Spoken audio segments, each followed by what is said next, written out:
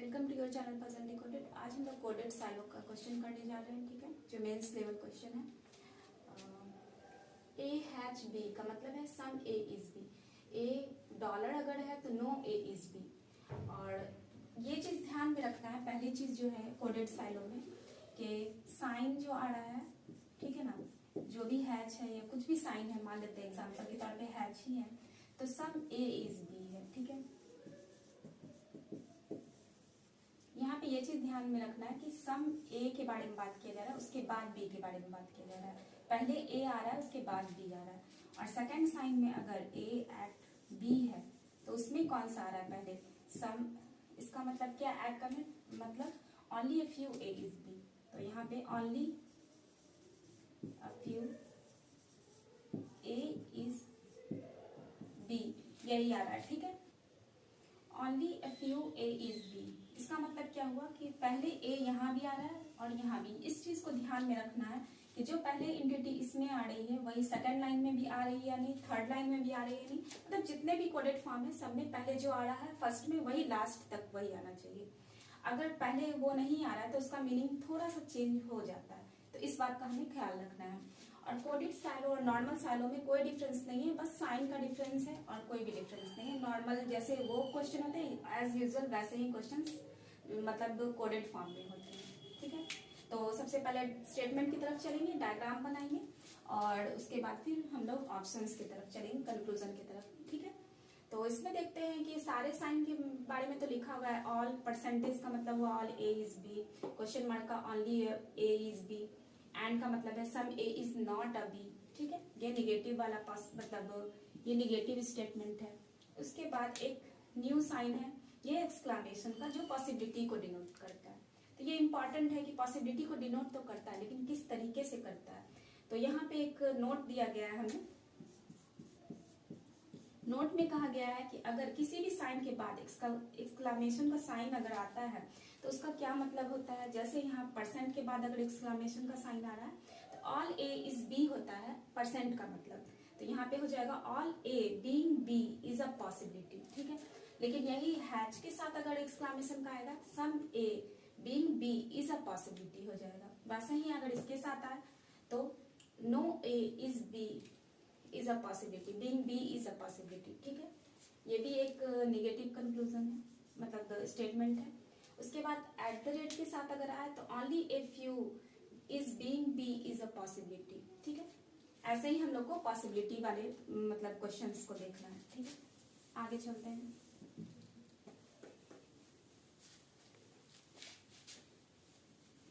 अब स्टेटमेंट है pizza eight lion, ठीक है। पिज्जा है, एट का मतलब क्या होगा, यहाँ पे only a few A is B. Only a few को हम लोग ऐसे शेडेड पोर्शन की तरह दिखाते हैं। यहाँ पिज्जा लिख देंगे, यहाँ लाइन लिख देंगे।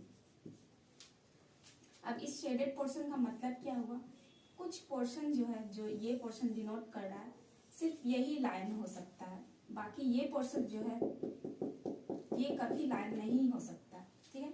ये बहुत इंपॉर्टेंट चीज है, ओनली अ फ्यू वर्ड। अब इसमें दो पॉसिबिलिटी और आता है। अगर क्वेश्चन में पूछे कि क्या ऑल पिज्जा जो है वो लाइन हो सकता है, तो वहां हम कहेंगे नहीं, नहीं हो सकता, ठीक है। लेकिन अगर यही कहे कि ऑल लायन वो पिज्जा हो सकता है तो हम कहेंगे हाँ हो सकता है। अब दोनों स्टेटमेंट में इतना डिफरेंस क्यों है, तो पहले वाले स्टेटमेंट में क्या था, पिज्जा अगर यहाँ था तो पूरा पिज्जा जो है वो लायन हो जा रहा था, ठीक है हमारा। तो हम लोग क्वेश्चन में देख रहे हैं कि ओनली अ फ्यू पोर्शन के बारे में बात किया जा रहा है, सिर्फ कुछ पोर्शन ही लायन हो सकते हैं। लेकिन इसमें क्या हो रहा है, पूरा पिज्जा अगर लायन हो जा रहा है तो स्टेटमेंट ही को ये रॉन्ग कर दे रहा है। इसलिए इस स्टेटमेंट को हम लोग मतलब डेफिनेटली नॉट ट्रू कहेंगे, ठीक है। अब इसी स्टेटमेंट में जाते हैं, ओनली अ फ्यू पिज्जा मतलब कुछ पिज्जा जो है वो लायन है, ठीक है। लायन तो पूरा आ चुका है पिज्जा में, लेकिन पिज्जा का तो कुछ ही पोर्शन अभी भी लायन है ना, तो इसलिए ये स्टेटमेंट सही हो जाएगा, ये कंक्लूजन सही हो जाएगा, ठीक है।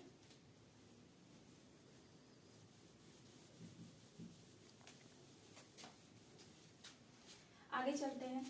परसेंट, उसके बाद लायन परसेंट क्विज है। परसेंट का क्या मतलब है, ऑल ए इज बी, मतलब ऑल लायन इज क्विज, तो जितने भी लायन है वो क्विज हो जाएंगे, ठीक है।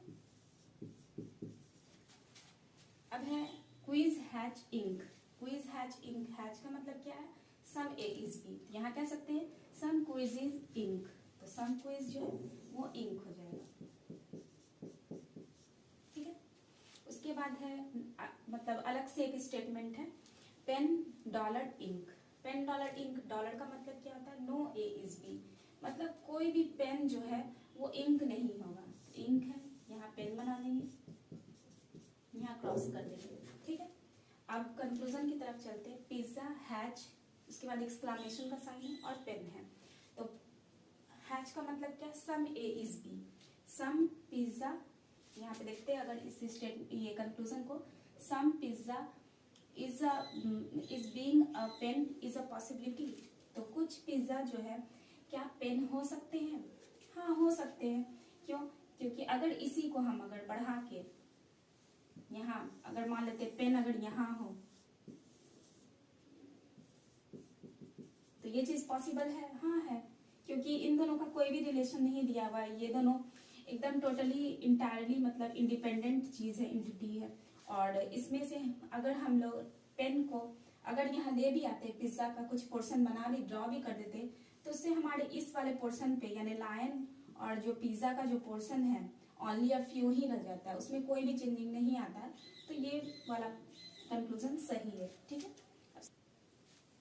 पिज्जा और पिंक का कोई भी रिलेशन मतलब इंडिपेंडेंटली रिलेशन हम लोगों को नहीं पता है, लेकिन पॉसिबिलिटी में ये चीज हो सकता है, क्यों, क्योंकि अगर पिज्जा और लायन का तो कोई रिलेशन नहीं इसमें आ रहा है ना, पिज्जा और पेन के बारे में तो कोई रिलेशन नहीं दिया हुआ है, ना ही इंक का पेन के साथ कोई भी रिलेशन है, किसी के साथ रिलेशन नहीं है, तो ये पॉसिबिलिटी में अगर हम देखते हैं तो क्या पेन यहाँ आ सकता है इंडिपेंडेंटली, पेन यहाँ अगर इंडिपेंडेंटली आ भी जाए तो इस कंक्लूजन मतलब इस वाले चीज में कोई फर्क नहीं आने वाला है, लायन और पिज्जा के रिलेशन में कोई भी फर्क नहीं आने वाला है, इस तरीके से समझते हैं इस चीज को। तो ये वाला कंक्लूजन हमारा सही होगा पॉसिबिलिटी में। क्विज परसेंटेज, उसके बाद फिर से एक्सक्लामेशन का साइन है, उसके बाद आयरन है, मतलब आयरन और क्विज, सॉरी आयरन नहीं है यहाँ पे, इंक,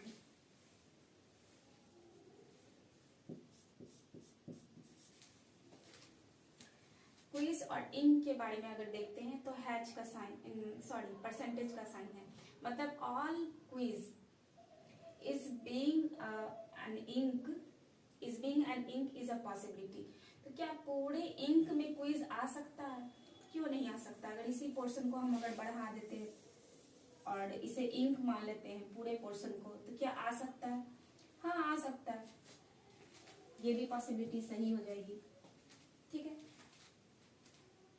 थर्ड पॉसिबिलिटी पे जाते हैं, pizza and lion, pizza and lion के बारे में है, ठीक है। तो एंड का मतलब क्या होता है, some A is not be, तो ये वाला पोर्शन तो हमने पहले ही पढ़ चुके थे हम लोग, ये वाला पोर्शन कभी लाइन में नहीं जाएगा, तो सम ए इज नॉट बी यानी कि सम पिज्जा इज नॉट लायन, ये भी करेक्ट होगा पॉसिबिलिटी,